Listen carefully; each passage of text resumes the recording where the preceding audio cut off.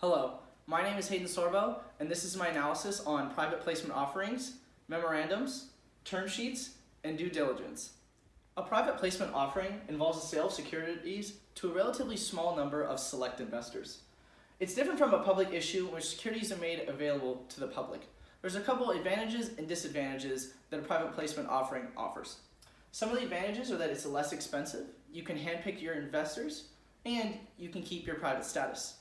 Some of the disadvantages include limited networking opportunities, increased risk, and strict regulations. The one thing to consider that when you stay private and you initiate a private placement offering is that you cannot market the same as when you release an IPO and go public.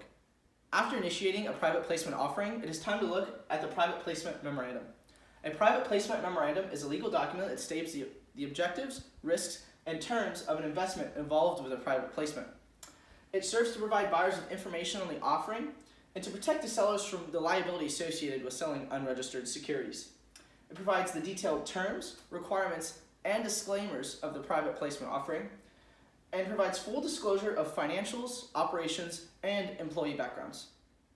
When issuing a private placement offering, there are some regulations that need to be followed. One of those is the Securities Act of 1933, which was put into place after the stock market crash of 1929 to ensure that investors receive sufficient disclosure when they invest in securities.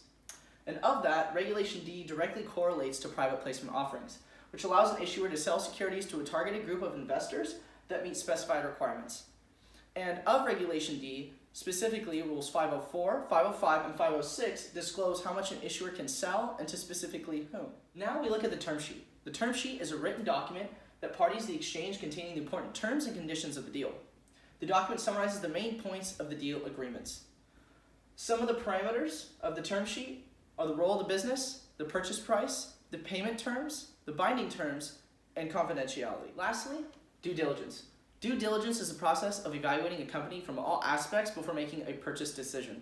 There are some things to consider. One of those is evaluating the past, present, and future of the company and making sure that there are no red flags or anything that stands out as a negative. The usage of the investment. Investors want to know that their money is being spent properly to help them make a profit in the future. The business plan. Investors want to know the business plan and the mission statement of the company to make sure that they are going in the right direction to make money.